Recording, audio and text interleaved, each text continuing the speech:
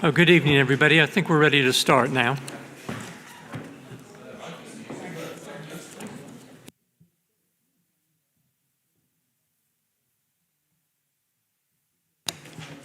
Okay, well, good evening and welcome to this meeting of the Surbiton Neighbourhood Committee at Glenmore House.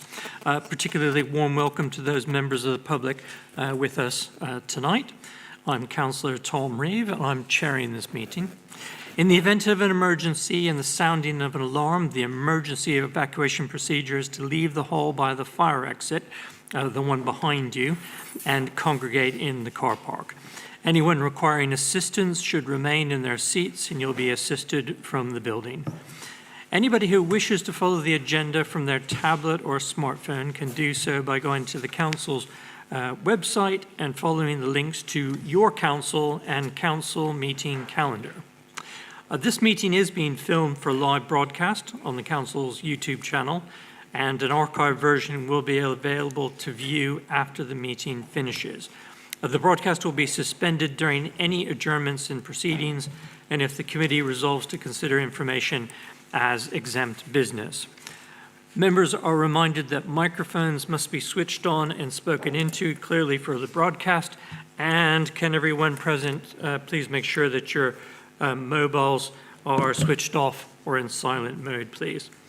So I'll start by inviting members to introduce themselves, and starting across the way from me. Thank you, Chair. Ian Manders. I'm a ward councillor with my colleague next to me for Alexandra Ward, and I'm also the portfolio holder that covers climate action, biodiversity and planning policy. Peter Hurling, the second councillor for Alexander Ward. Dwight Hurling, councillor for Tolworth Ward. Yeah, hello, Andrew Waldridge, a very uncommon councillor from Tolworth. Thank you. Good evening, my name's Jackie Davis. I'm a ward councillor for Berrylands. Good evening, everyone. My name's Anita Sharper and I'm a councillor in Berrylands Ward. Thank you. Hello, Diane White, St Mark's and Seething Wells, and portfolio holder for children. Councillor Liz Green, St Mark's and Seething Wells Ward. Councillor Yogan Yoganathan, St Mark's and Seething Wells. Thank you. Thank you, councillors. We also have officers present who will introduce themselves when they give their reports. Public questions. I'm informed we have no public questions tonight. So we will move on to, bear with me a second. What do we have next? We have no notice of intention to submit a petition. Apologies for absence. Herman, do we have apologies? Thank you, Chair. Apologies we received from Councillor Alison Holt and Councillor Mariana Gonzalez.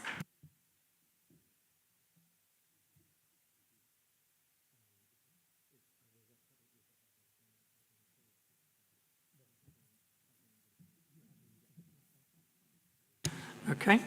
So we move on to declarations of interest. Members are asked to declare any disclosable pecuniary interests or any other registrable or non-registrable interests relevant to items on this agenda. Does anybody have any interest to declare? I see Councillor Waldridge. Anybody else? Councillor Waldridge.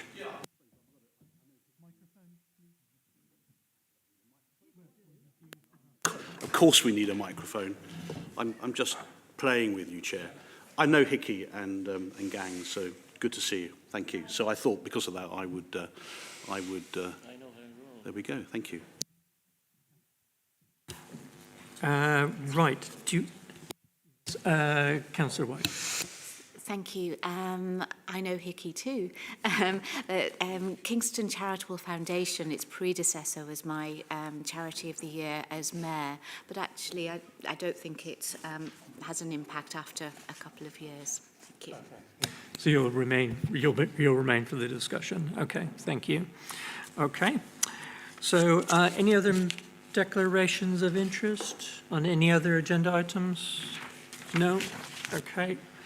Thank you very much. Moving on to the minutes. The minutes of the meeting held on the 9th of September 2025 have been circulated to members. Do we confirm those as a true record? Agreed. Agreed. Okay. Thank you very much, councillors. Right. Okay. So we move on to item 6, which is our community grants program. And we have, this is in the community grants program. It's in the, you can find details of this in Appendix A of the agenda pack, if you'd like to refer to that. And we're going to be considering 2 applications for Neighbourhood Community Grant. And we have Richard Dean, Neighbourhood Manager, in attendance to present. Thank you. Thank you, Chair. Thank you to all members. Nice to be back in Surbiton.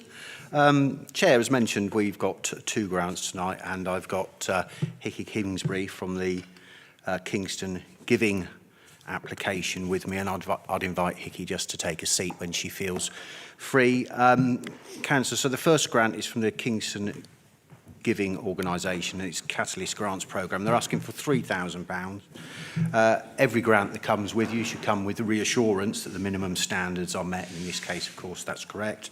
And by way of minor introduction, Kingston Giving, formerly, as has been said, was known as the Kingston Charitable Foundation, is a registered charity based in Kingston which raises funds and grants and awards them locally to the benefit of local residents.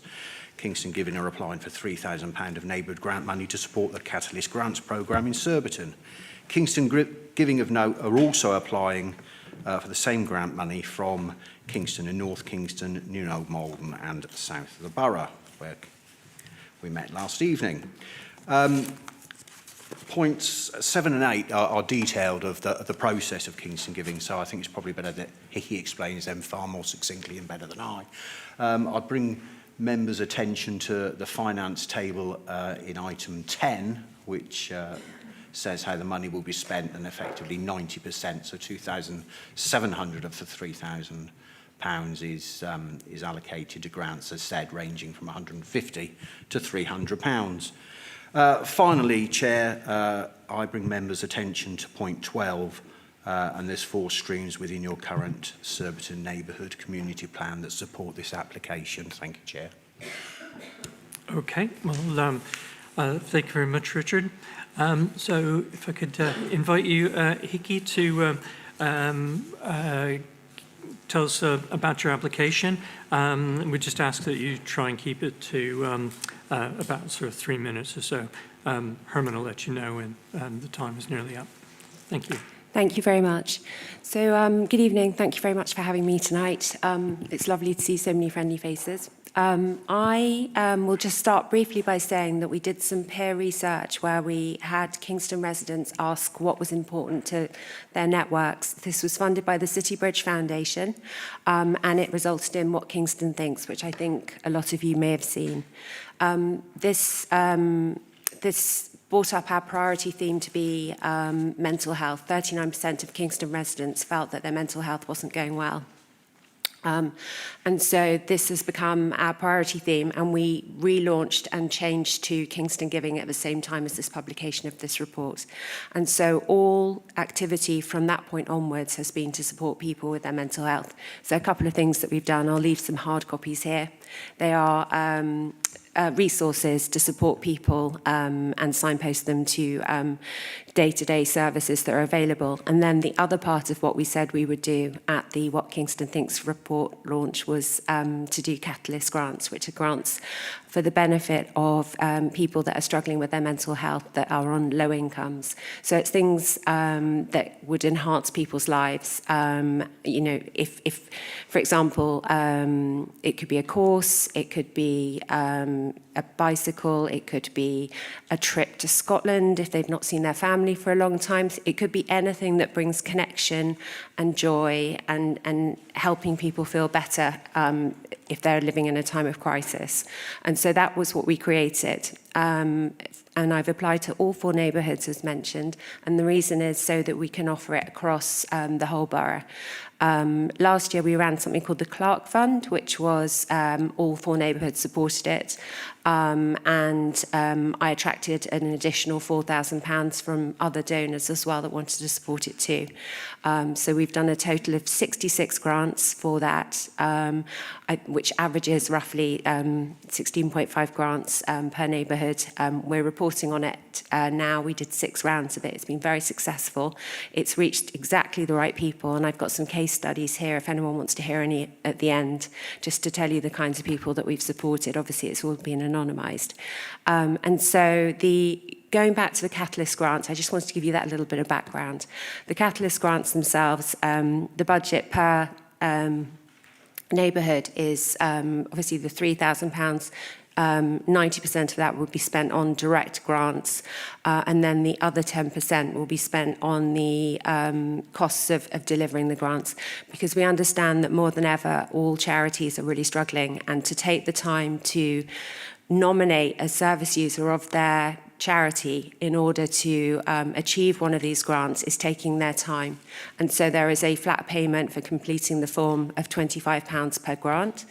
And then once the applications come in, they are anonymised, and the decision makers are members of our community who are participatory grant makers, and they are paid at the London Living Wage. We're accredited as a living wage organisation, and they make the decisions on all the grants. And so having them be anonymised is key for that, because it takes out conscious and unconscious bias.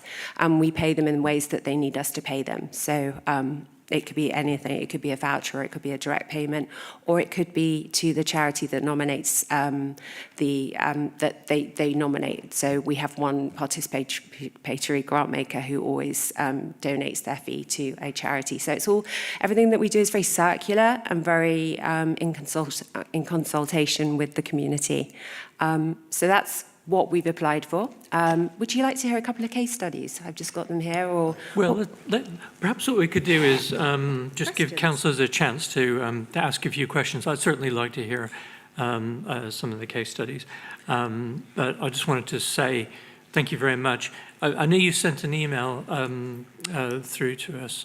We received an email through James detailing some of the things that you, or a lot of the things that you've accomplished, the outcomes from the last round of grants. So that was I think that was very useful to see. Do councillors have any questions for the applicant at this point? Yes, Councillor Green. Oh, thanks, Hickey.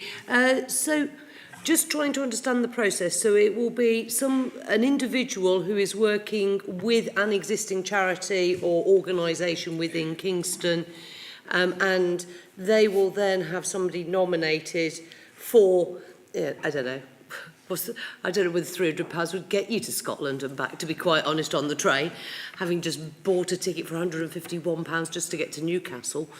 But they will then say, I'd like to go and see the family, therefore the train ticket is out of my reach. So that person that works for the organisation / charity in Kingston would nominate them. You're nodding away, so that's the process. Because my question was going to be, how do you find the people? But that's answered that one. So if you could just explain it a bit more, it'd be great. Yeah, absolutely. So I created this signposting model because I thought that we have a very close working relationship with 60 charities now in the borough that's built on trust and years of provenance. And but other than us volunteering sometimes at, for example, the RBK's volunteering, their wellbeing days, things like that, they are their direct service users, they're not ours. And so it is very much, they know who the people are that need the help the most. And it just felt like a really sensible way to do things, because if you had something like this that was an open grant round where people could nominate themselves, or, I would spend my life opening the GrantsAt email box with 9,000 emails every 5 minutes, and how would we know who the right people were? No, I think that's really good, because my concern was, what if somebody you always hear, although the majority of people that apply for things like this are people who really need it and it will really help them, the one person that gets it and didn't need it is always the one that hits the headlines. So I think it's great. You're not reinventing the wheel. You're basically saying we've got a little bit of extra cash that charity can recognise somebody could do with. So therefore but that charity, it's not in their remit to give it. We can do that and then we can help that person.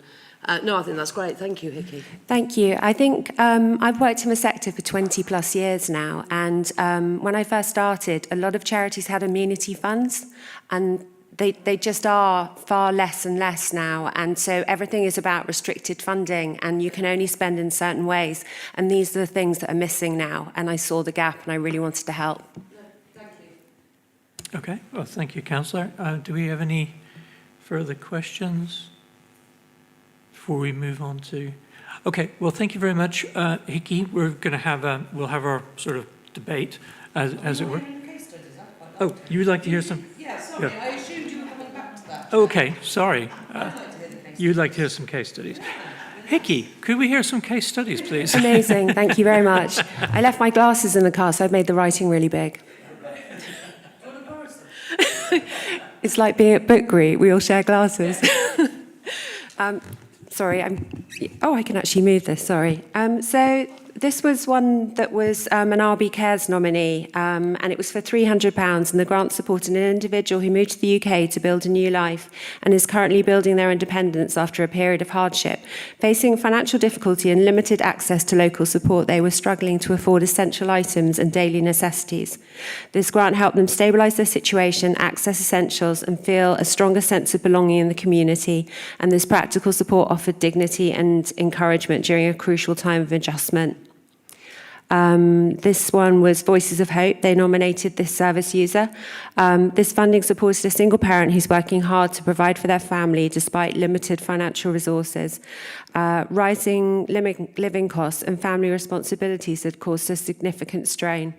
This grant enabled them to cover essentials such as food, heating and school costs, helping with easing immediate pressure and bringing stability to the household. The support provided emotional reassurance, recognising their determination and helping restore confidence and well-being. Okay, thank you, Hickey. Right, okay, are there any further questions for the applicant? No? Okay, well, if I could ask you to return to your seat, then we'll... Are you sure there aren't any more questions? I think yeah. Thanks.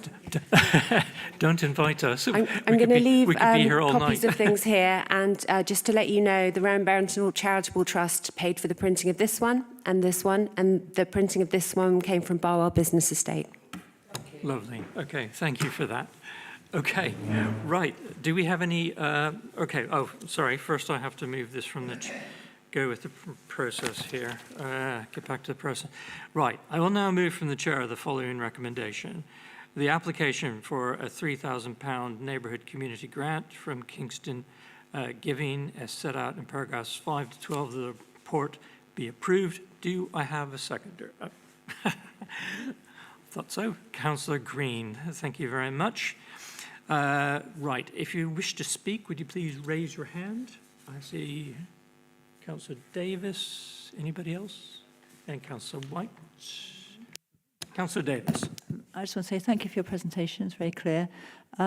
Just reading the case studies, it's amazing how a really comparatively small amount of money can make such a huge difference. Just 300 quid at the end of the summer holiday. There's some really moving stories in here. Thank you. Councillor White. Thank you. I was just really going to say the same as Jackie just has. Thank you very much for all the work that you're doing, and we can really see the difference it does make to individuals and their families. Okay. Right, and Councillor Sharper. Yeah, it was just really, not to repeat what my colleague's saying, but thank you, Hickey, because I know mental health has been the priority for you, for your charity, and the efforts you're going to are really, really welcomed in the borough. Thank you. Right. Yeah, I'll just add that I've had the copy of the email from James, as I mentioned earlier, and read through all of it, extensive list of outcomes that you've achieved, very impressive. So yeah, I thought it was a very worthwhile read. Any further comments? Should we move to the vote? Can I take this as unanimous, or do we need to vote on this? Agreed. Okay, there we go. Well, thank you very much, Hickey. That's passed unanimously. We appreciate you coming along tonight, and thank you for the work that you're doing. We really appreciate it.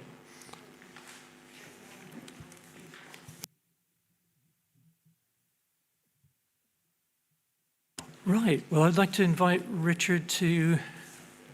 Are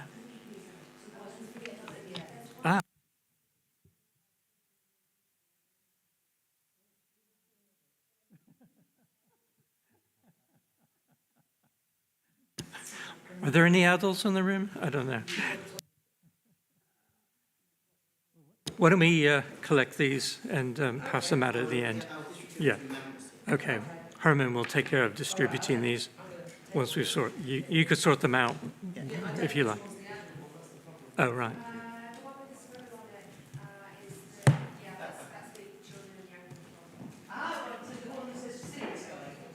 Right. Okay. Normal business will resume in no moment.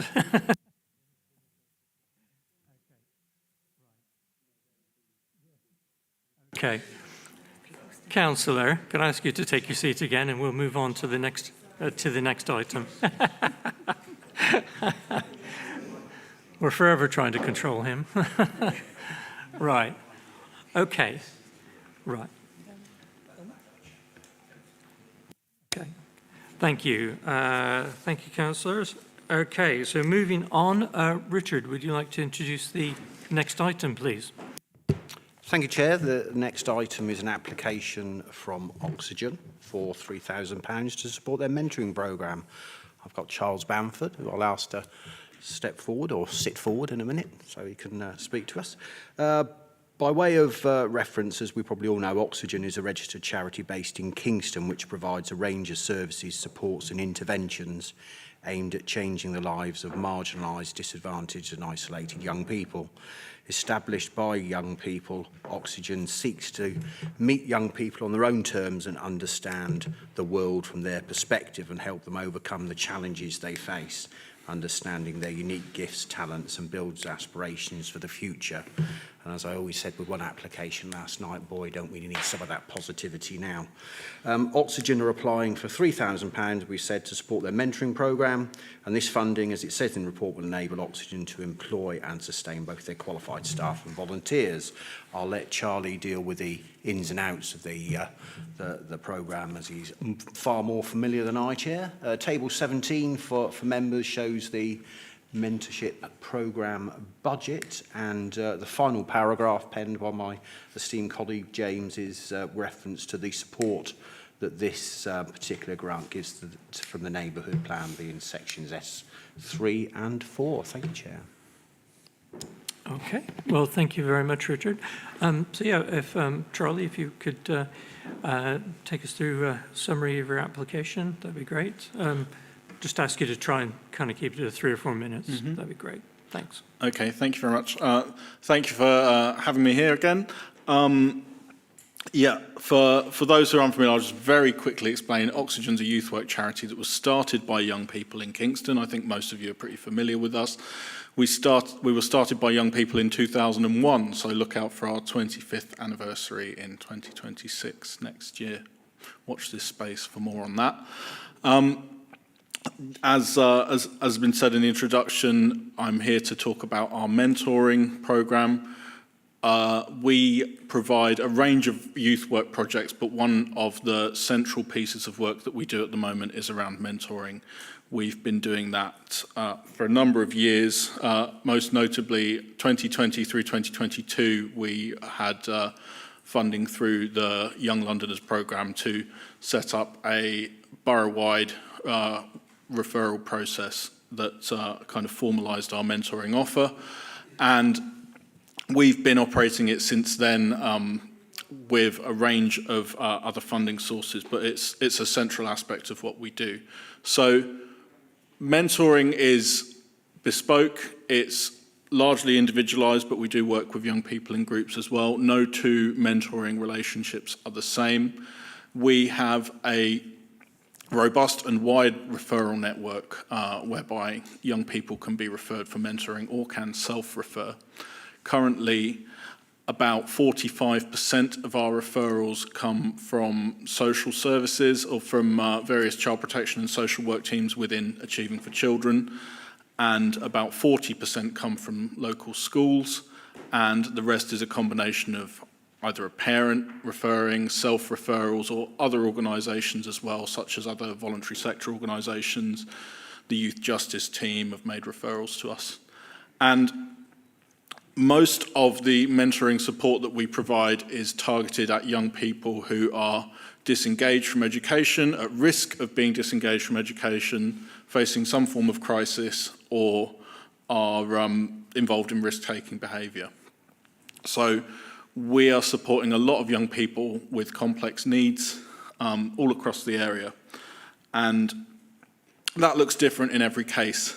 We have a referrals meeting where we triage our referrals and go through them as a team. We've got staff who are rooted in the communities that they serve, who have been in their roles as youth workers for 10 plus years, in many cases much longer than that, working in the borough in youth services. Our CEO, John Trend, has got about 40 years experience in youth work, including working in within the council youth service as well. And as I've said, no two mentoring relationships are the same, but what we seek to do from the outset is match mentors, whether that's staff or volunteers who we've trained as well as mentors, with young people where we think they will have appropriate lived experience, but also the skills and expertise needed to support these young people. Quite often that means support around dealing with young people with trauma, supporting young people in mental health crisis, supporting young people with special educational needs, or around risk-taking behaviours, including crime and offending. So we have bespoke outcomes, which we track. We've got a robust system for tracking all of our engagements and our outcomes.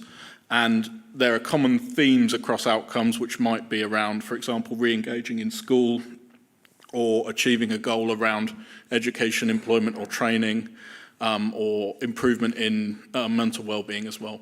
Those are kind of the key ones. Relationships, we will always offer relationships that are consistent and long-term. So as I've said, our staff are rooted in the communities that they serve, and we believe that that's important to offer that consistency of relationship and make sure that the person mentoring a young person is not going to be someone who's here today and gone tomorrow. So that's really key, and it could be that we work with a young person for a shorter, defined period of time, particularly if it's around achieving a specific goal, such as accessing an apprenticeship or engaging in a college course or figuring out what they want to do with their post-16 education, for example. Or it could be that we provide long-standing support to young people where they've got longer-term support needs, potentially around their mental health or around special educational needs as well. So that's what we do. We are able, with this funding, we're able to say that we can kind of target the funding that we're receiving through the grant to young people within the neighbourhood. We've got referrals from across Kingston and some from Richmond as well, but we know that we've got enough referrals for young people who live in Surbiton neighbourhood or go to school in Surbiton neighbourhood that we can make sure that this goes towards those outcomes. Okay. Just briefly on the kind of work experience and social action opportunities as well. Quite often as a backdrop to mentoring, we will offer work experience. We will offer opportunities for young people to engage through Oxygen's charity shop. We'll provide young people with opportunities to engage in social action projects such as work around knife crime awareness, peer education, and that can be as a backdrop to mentoring, but can also be kind of part of the kind of therapeutic intervention to allow young people to give back to their communities. Okay, great. Okay. Well, thank you very much, Charlie. Do members have any questions regarding oxygen and the bid? Yes, Councillor Sharper. Thank you so much for that. It was really interesting. Just wanted to say, do you see any trends in by age at all? I mean, do you have any things that have emerged over the last 2 or 3 years? Because I know it's nice to see you again and nice to know what work you're doing and so on, but it would be really useful and helpful to know if that's what insights you've gained over the last few years. Thank you. Absolutely, yes, thank you. We do see some trends. One of the key ones is transition from primary to secondary school. So we work with a lot of young people in that kind of year 6, year 7 range. Any referrals that we have from primary schools, we tend to go kind of no younger than year 5 anyway. So, but all of our primary referrals, it's work around transition, around a supportive transition into secondary school. I think there's challenges in that age cohort that have been around for a long time, but were exacerbated during COVID and kind of haven't gone away since then as well. But the other key one would be young people post 16, particularly those with special educational needs, and a huge amount of work at the moment around young people with either undiagnosed special educational needs or unmet special educational needs, i.e. young people who don't have, for example, an EHCP or an adequate EHCP, where we've even been involved in kind of advocacy around that as well and support for them and their families around that. And there are specialist charities that are doing that, but we've kind of found that we're engaged in that work as well now, to some extent. Councillor Green. Sorry, it's off the back of that answer. Could keep going forever, couldn't we, at that? Yeah, are you finding an increase in undiagnosed ADHD and autistic spectrum disorder and neurodiversities, and that is leading to some of the issues because there's not the services geared towards those as much as there probably should be? Yeah, absolutely. I haven't got the exact stats with me now, but I would say about 75% of the referrals that we're receiving at the moment are either autistic or ADHD, or often co-occurring, yeah. And yeah, certainly there are issues around undiagnosed, and there's also a lot of young people we're supporting in crisis who are awaiting diagnosis. Yes. Councillor White. Thank you. And just slightly following up from that, the waiting list for a diagnosis is 2 to 5 years. For young people? For young people. Bloody hell. Yeah. In fact, the under 5s, it is 4 years, which means they're no longer under 5. So it is a huge Is it worth pointing out that that's South West London St George's? Yes, it is not us. It is not the council. Yes. Yes. Might be worth putting that on tape. Sorry. South West London St George's. Yes, it's not here. And in fact, I hope you have come across the pre and post diagnostic support team now that's with Your Healthcare. Yes. Which I think they are doing really well, but they are now overwhelmed because there are so many. Anyway, sorry, I do have. Sorry. Sorry, thank you. Just a very brief question. Could you just tell me the sort of numbers you work with, please? I'm just interested. Again, we'd like lots of you, but how many we could expect? So across our whole mentoring project, we work with about 100 young people per year. But that can really vary. That could be like, you know, a short engagement, or there's young people that we've mentored for, you know, months or years as well. Do we, are there any further questions? No? Okay. Well, thank you. Thank you very much, Charlie. We're going to move on to our debate discussion. Okay. Thank you for answering our questions. Thank you. Yeah, thanks for coming and presenting.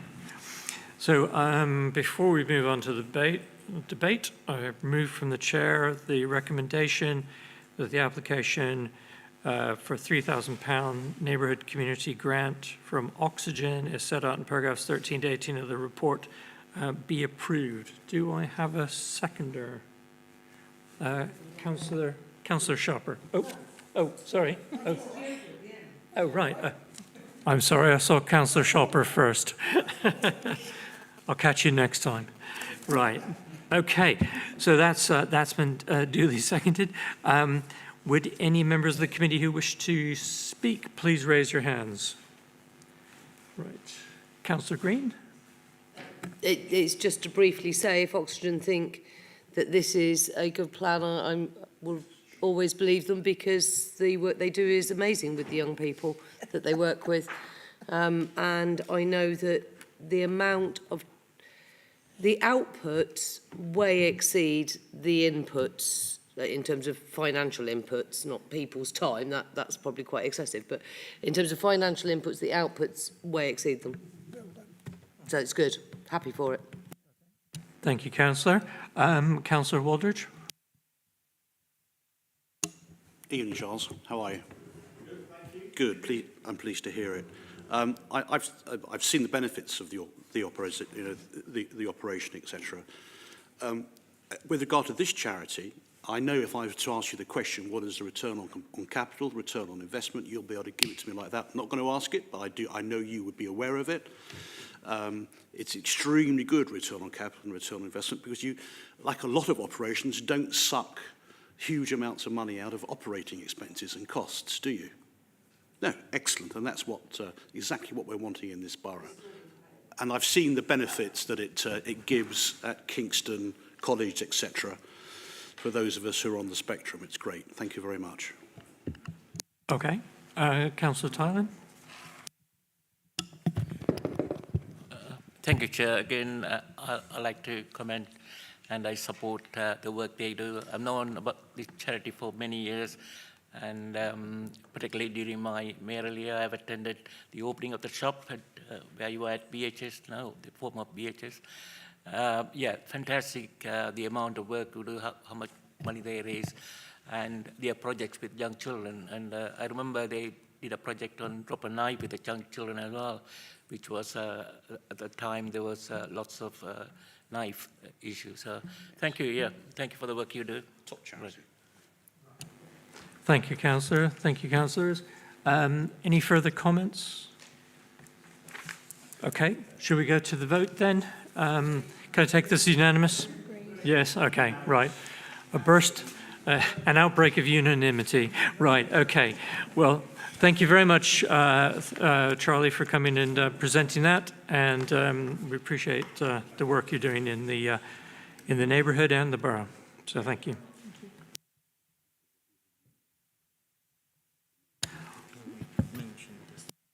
Okay, I just need to say that Councillor Conn has sent apologies for not attending tonight. So moving on to, just say thank you very much, Richard, for presenting that and standing in for James tonight. Really appreciate it. You can stay or leave, as you prefer.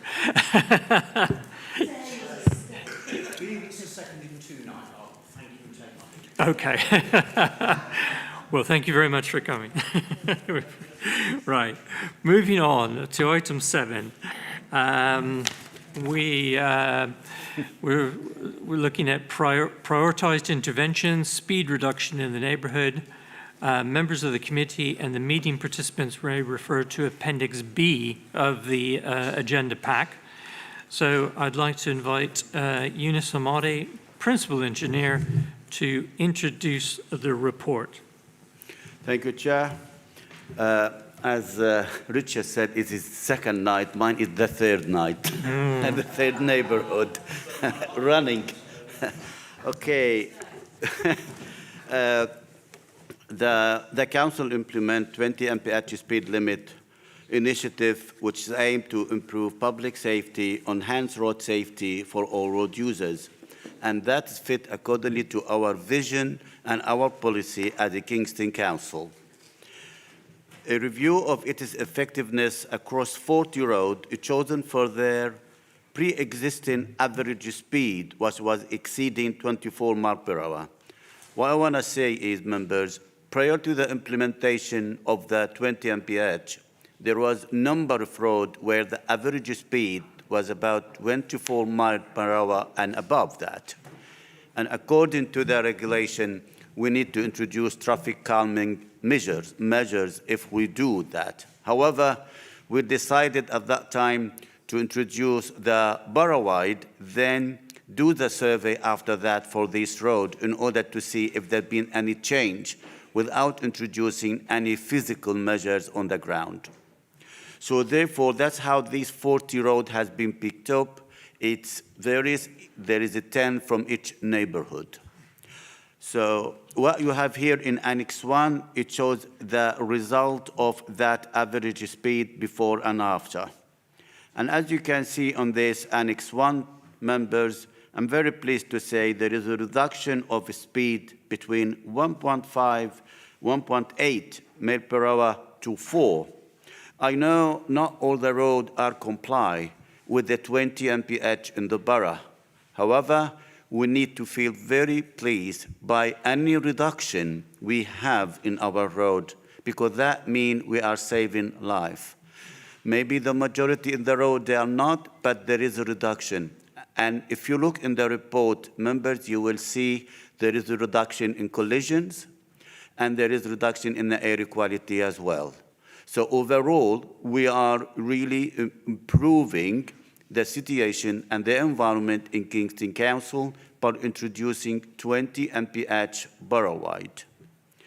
So as you can see, members, there is some mitigation we want to introduce. So therefore, Annex 2, it shows what sort of mitigation we want to introduce as a result of that. As you remember, members, at the last committee, we discussed Surbiton Hill Road, because that is the road where we felt it needs some traffic calming measures to bring the speed down a bit further, because we felt the speed indicator display will not arrange for the speed to go down. So hopefully now we are in the process of the design details of Surbiton Hill Road, then we'll be writing to the resident, then we can go for the implementation. I know that's a different subject, but anyway, it's overall.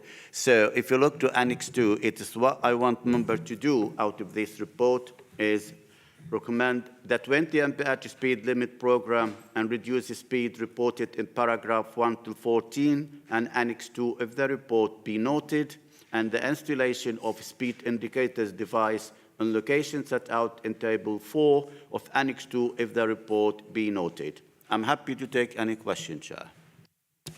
Okay, thank you very much, Eunice. We don't have any residents here to ask questions tonight? No, okay, just confirming it. So Councillor Green, then Councillor Yoganathan, and Manders and Hurlinger. Because we...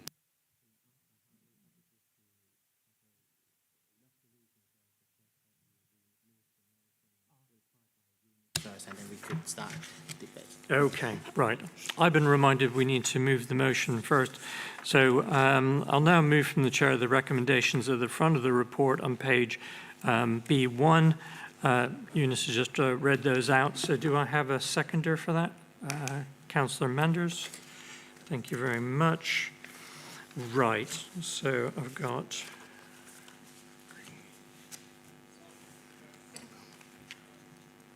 Okay, right. So, Councillor Green. Well, I wondered whether Councillor Manders wanted to go first because he is the Oh, no, you're not the portfolio for this area, are you? No, ignore me. You've not got highways. I'm trying to just give you even more work, Ian. Yeah. We'll be happy. That's true. We'll be happy to give this. Right, well, I'm going to start. I've been working on 20 miles an hour in this borough for almost as long as Eunice has been employed here. Not that long. No, it's really good. It's really good to see the factual data that shows the reduction, unfortunately not a reduction in fatalities, but a reduction in collisions and accidents and seriously injured, which is really good. And you can see quite clearly where the speeds have dropped, and each time that speed drops, even if it's only 2-3 miles an hour that it's dropped, it makes a huge difference to whether somebody, how that an accident happens and the severity of the accident. So it is really good, and thank you for this, Eunice.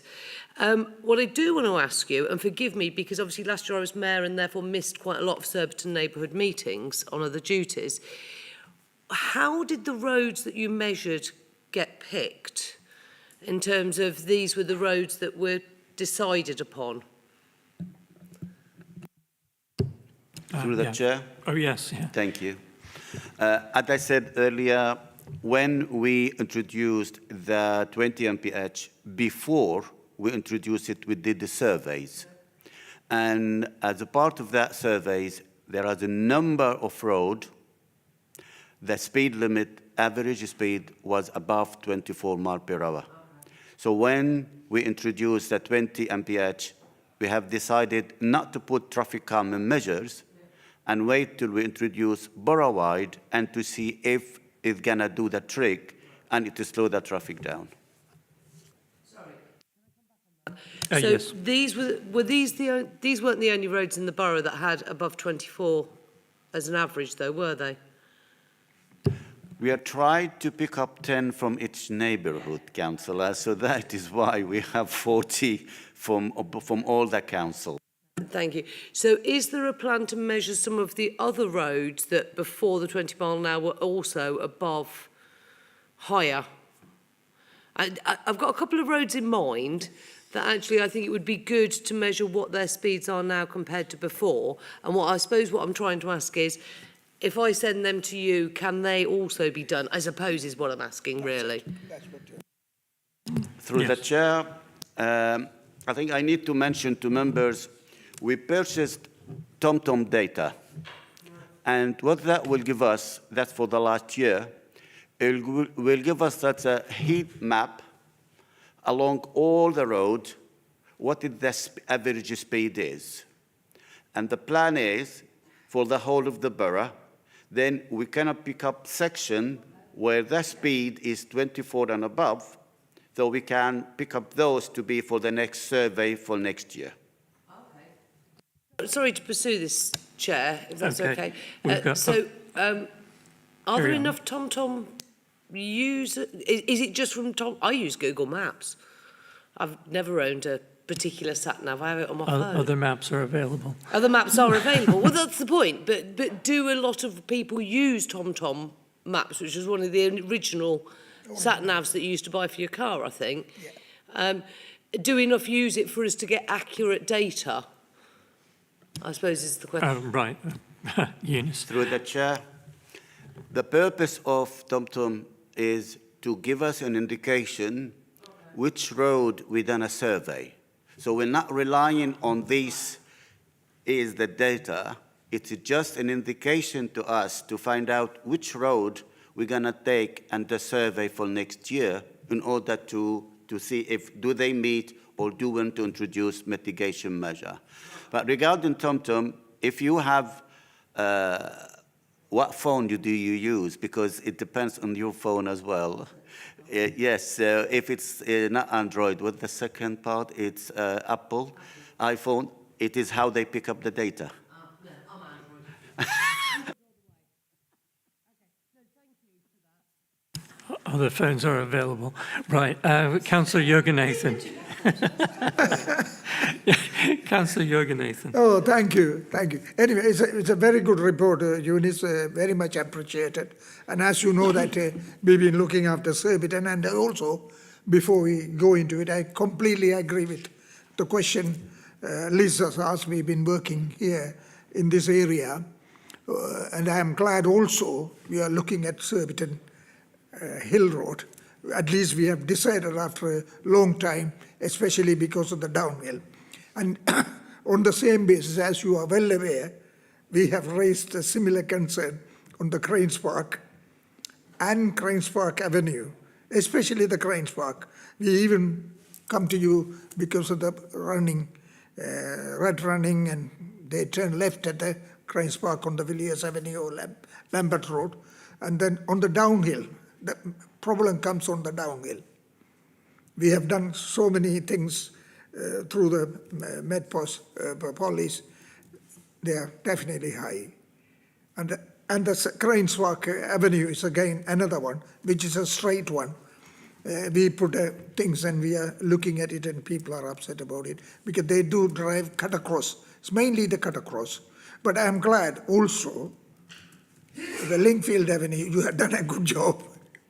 Narrow it down and bring that bus road. Nobody want to use that. So they do cut into Cranes Park Avenue and also go through the Cranes Park Avenue. But one of the things is because I don't know what other roads you had in Surbiton neighbourhood, and I hope that if you can add those two streets, because even the Villiers Avenue is exactly the same thing. You see, it's a bus road, especially when it's going down the downhill, trouble starts. The speed is definitely about 24, and please do something. But otherwise, it's a very good, I saw the Villiers Avenue, yeah. I saw that, but I'm saying to you is, please add those areas, because that particular corner is always a problem for us. Yeah, you're saying add Thank Cranes. you. Okay. Cranes Park. Thank you, Councillor. Did you want to come back on that, Eunice? I think it's very important for us to know as well there is a perception and there is a fact. And always, with all my respect to my resident, they always say there is a speed, there is a speed. And when I do average speed, I discover really within, and we have a lot of evidence I can share with you where the average speed with 21 and 22. However, having said that, hopefully that TomTom software, it will give me that. And what I will do is, before I do the survey for next year, I will share with members the list of roads which I picked up as a result of this. So if you have anything else you want me to add, because the review of the 20 mph is not only for 1 year or 2 years, that is running. We need to do it for a number of years because we have a lot of road in the borough. We need to make sure is our 20 mph borough-wide is really working, and we want to make sure we introduce whatever mitigation we can in order to make it safe for our residents. Thank you, Eunice. Councillor Manders.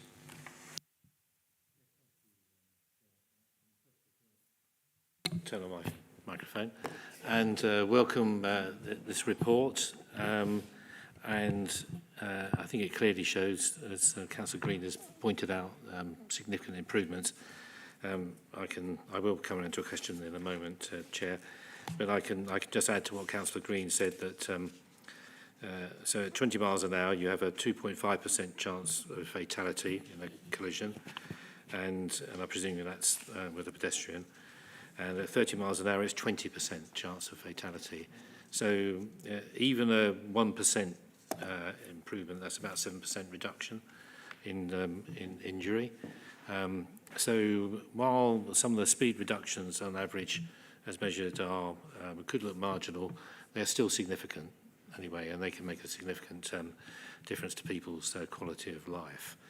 But my particular question, Chair, and thank you for giving me some license on this, was about the air pollution aspect. So there's an annex which shows significant improvements in air pollution between 2019 and 2023. Now, there is a disclaimer in the report saying that the expansion of ULEZ means it's very hard to attribute some of that to the 20 mile an hour speed limits. However, if I recall correctly, the expansion of ULEZ came in to our area, came in August 2023. So whenabouts in 2023 then is this figure being set then for air pollution? Oh, so when in 2023 was the... Oh, sorry, could you repeat the question? Well, there's a kind of disclaimer in the report saying, well, it's hard to attribute the reduction in air pollution to the 20 mile an hour limit because of the expansion of ULEZ. But that occurred in August 2023. So just my question is what date have you set ready for 2023? I think how we calculate the air pollution is, it has been given to us from my colleague. He's in the regulated services, and they told me is we have to be careful not to just say this is only as a result of that. So there is always caveat to say there is a possibility it could be ULIS, could be 20 miles per hour. So therefore, the data, it varies between 2023 and 2024, because in order to collect the data, it takes 1 year. So there is a yearly data. So the information I've been given is that it is what it is now in 2024. So because that's when we introduced the 20 mph, was almost the same time as we put the 20 mph borough-wide. But sorry, maybe I didn't answer your question. I can't see from your look, I didn't answer that question you're asking. So if I don't, I mean, I don't have the information you ask for. Yeah, okay, thank you, Councillor. Councillor, yes, Councillor Hurlinger. Thank you. 2 points on the report. On 23, you said that the emergency services have been consulted and we're waiting their comments. As you didn't sort of mention anything in your introduction, I presume we're still waiting for their comments. And on point 21, you mentioned about the further 40 roads will be surveyed. Do you have any indication of when you'll know which of the 40 roads you'll be surveying? When will that be sort of available so that we know sort of which are the ones you're focusing your attention on? You mentioned that sort of it so happened that it ended up with 10 in each of the sort of 4 neighbourhoods. Is it likely that it might fall in that way, or might the criteria work in somewhat a different direction this time? And also, it sort of struck me that we're talking always about averages. And of course, the averages could be means or medians, so that if you have somebody sort of going at 40, 50 miles an hour, sort of, that might not affect the mean, but it might affect the median. So do you know what average, which average you use? We are doing the average from all the traffic who's coming to the road. So if there is 100 vehicles using it, so we take the average of the 100.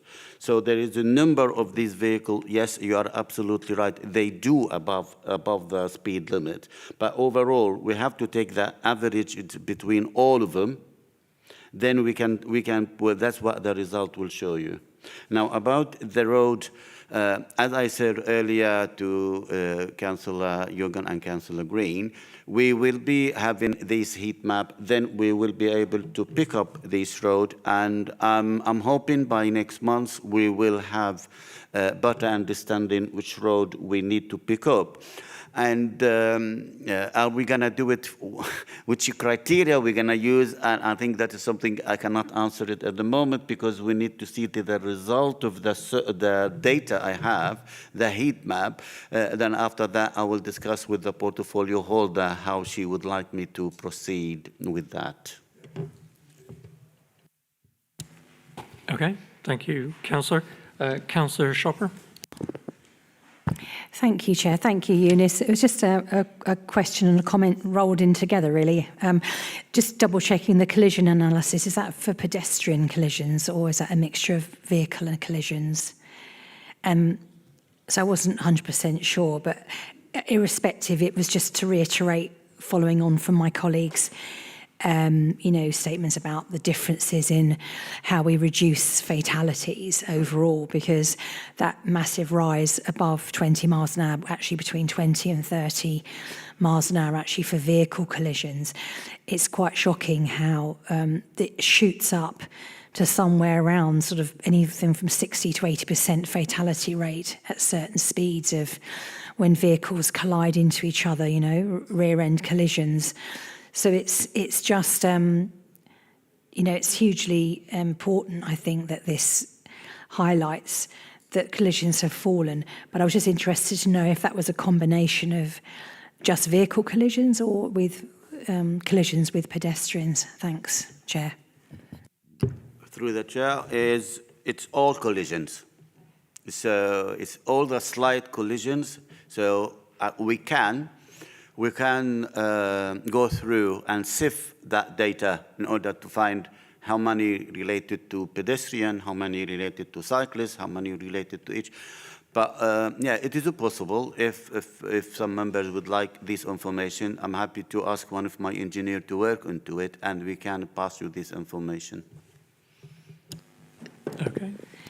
Thank you, Eunice. I mean, that would be really interesting, but it was merely the point about the overall collision data showing us how important it is to drive the speed down, even if it's the average speed down, as much as we possibly can, and I think 20 is fantastic. Thank you, Chair. Thank you. Any other comments? I will just say thank you very much for this report, Eunice. I think that there's a kind of a narrative out there that 20 miles an hour is a restriction on people's freedom when they're driving. But I think it's important to take into account that bringing the speed limit down to 20, to trying to reduce their speeds and achieving that as well is actually contributes to the freedom of those people who want to walk and cycle and get around in other ways as well. So I think we need to bear that in mind and do whatever we can to continue monitoring this situation, monitoring the impact that this is having, and doing what we can to mitigate speed throughout our neighbourhood and the rest of the borough. So yes, thank you very much. That was just for noting. Oh, no, we have a motion on. Oh yes, table, no. so Oh, sorry. Yes, yeah, we do. No, votes. exactly. Sorry. Yes. So can I take? So we're moving to approve that report. Do we take that as unanimous, or do we want to go to a vote? Agreed. Okay. So that is passed unanimously. Thank you very much. So moving on to item 8. That's the proposed local implementation plan, or LIP, program for 2026-27. You can refer to Appendix C of the agenda pack. And we come back to Eunice again to introduce the report. Thank you, Chair. As you are aware, each year we bring a report to you about our funding bid to Transport for London. The attached report outlines the project for which we are requesting funding, all of which align with the policy and the vision of Kingston Council and the local implementation plan and the Mayor for London. This report, its purpose is to detail the scheme proposed for inclusion in the second year of 2025-2028 local implementation plan. Before finalizing this report, engagement with members took place in order to consider if additional scheme should be included. As it is a strategic nature and it falls between all neighbourhood, this will be dealt with by the Place Committee. So therefore, I'm asking members to comment on the scheme in the relevant neighbourhood as listed in Annex 1 of the report, prior to consideration by the Place Committee. 2, note that, subject to approval by the Place Committee, any necessary adjustment and priority of the proposed schemes due to reduced funding from Transport for London will be delegated to the Director of Highway, Transport or Regulatory Services in consultation with the relevant portfolio holder. I'm happy to take any question. Okay, thank you. Thank you very much. Do I have any, anybody wish to make any, ask any questions?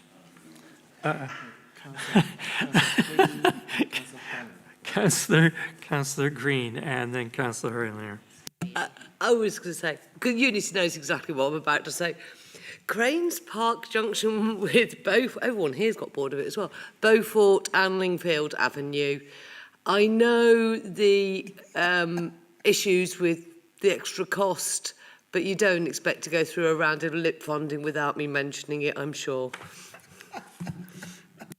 Through the chair. Eunice. Okay. I fully understand, and I know because you said you want it to happen before you leave. You leave. Anyway, what I can say here, Councillor, is TfL sent us an email recently And they are asking us if we have any scheme we would like to implement, which the funding is an issue. Okay. So now I did send this scheme, and I'm waiting for them to come back and let me know. So I can keep you posted. If they decide to grant us the money, then we can introduce the scheme this financial year.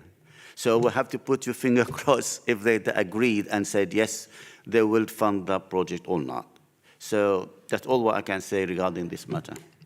Can I just say thank you so much, Eunice, for suggesting this scheme as one that is ready to go if they'll just give us the money to do it. So we'll keep everything crossed. Thank you. Thank you, Councillor. Councillor Hurlinger. Yes, just a sort of tidying up thing. On point 3A, you sort of mentioned the 2 new trial school streets will be introduced in November 2025. I think it would be nice to put down which actual school streets are going to be introduced. The purpose of the budget is we want at the council have a target. And our target is to introduce per year 2 school street minimum in the borough. So now that's why this budget is for that. I would like to consider Grand Avenue, but it is something I need to look at it because Grand Avenue is not easy and to do it, there is a lot more road involved and I need a lot of people talking to and, you know, part of this discussion. So I'm just giving you my thought at the moment. It is something I would like to explore further because I thought it's good for Grand Avenue in your neighborhood and in the area, but I think the way how Grand Avenue fit, you can't just do Grand Avenue because you have to do the other road off Grand Avenue if you want to do it. Otherwise, we're going to end up everybody going to this road, stopping there, drop the children, and the children goes to the school. So we need to think more about it. But like I said, overall, it's about introducing 2 school streets in the borough. But I would like to explore Grand Avenue with chair, vice chair, and ward members. Okay, thank you. Thank you, Councillor. Any further comments? I would just add that I was pleased to see the implementation of the on-carriageway locations for the micro-mobility bays. This is, so could you explain, is this for e-bikes? On the parking spaces for e-bikes on the pavements, and yeah, that's my question. It's not on the pavement, Councillor. It's on the carriageway. This scheme, micromobility, is to take a parking bay and allocate it to the e-bike. So we already employed consultant. And they have already decided in some location. So we will be looking into some of the schemes. So it is ongoing. But if you have any location within your ward, we are happy to explore it. But like I said, that means you're going to lose a parking space. It's not a footway. It's the parking spaces we're going to take in order to convert it into that. No, that's very encouraging. I'm glad to hear that, actually. There's many places, like walking through Surbiton today, there was an entire section of pavement that was clogged up with e-bikes. As much as I like the e-bikes, I don't like the way a lot of people park them. So that's good to hear. Councillor Manders? Yes, Chair. I just want to make the point that we're talking about the hireable e-bikes, so which we see in the borough with Forest. This would be for the ones you can hire. Yes. Exactly. I just wanted to make that point. But as you say, the idea is to try and get them off the pavements, into these arranged parking spaces in the road. Right. Yes, because you do kind of come across a sort of forest of them every once in a while, and you can't get through. Right, okay. And then I was just looking ahead, you're talking about funding being sought. Coming back to the talking about 20 mile an hour, it's good to see that we're going to be seeking additional LIP funding to implement programs to further reduce speeds across the borough. And what kind of what sort of schemes will you be looking at to achieve that? It depends on the result of the survey, and it depends on the extent of it. I'd like not to introduce traffic calming measures because that's an old way to reduce the speed. So we try to look, can we do something else like introducing new crossing, new pedestrian refuge, some rain garden. I mean, there is a lot of other issues, but first, I guess, Chair, we need to identify the problem, the extent of the problem, then what options are valuable for us to address the problem. Okay, thank you very much, Eunice. Oh, right, and Councillor Sharper. Thank you, Chair. It was just a really quick one on the School Street. I was just looking at on the timeline, and just from experience of having got a School Street installed in Berrylands Ward, you know, the Pine Gardens School Street, I'm just wanted to make a note, really, that I was looking at November, and that looks quite, if you don't mind me saying, quite a bit ambitious, November, because we must have taken us at least 5 or 6 months of quite extensive kind of informal discussions with residents. So I'd be really interested to know what feedback has come through so far, whether any feedback has given you any indications of just public opinion or residents or what the issues are in the area, because that's obviously mindful that's not in my ward, but just wanted just to make a note really that November seems quite soon. So I'd be interested to know if you'd had any initial feedback or what informal work had been done behind the scenes up until that point. Thanks. Through that, Chair. Thank you. I think I may need to clarify something here, Councillor. When we say November, we are referring to the 2 School Street, which will be now to be done, one of them in Langley and one of them in Lime Grove. Any new scheme we need to introduce, we can't introduce it till we know Ostifal give us money. We haven't even submitted the report yet. So any new School Street will not be starting the ball rolling till next year. So I hope that answers your question. Yes, it does. Thank you, Eunice. Okay, thank you. Do councillors have any further comments on the specific schemes in this the LIP program? No. Okay. Thank you. Then can we take that as noted then? If you can take our comments to the Strategic Committee, Place Committee in due course. Thank you very much. So that concludes that item. Item 9 is the work programme. Would members please note the work programme, and do members have any comments? No, thank you. There's no urgent items authorised by the chair, so we are concluding at 8:46. Thank you very much. Good night.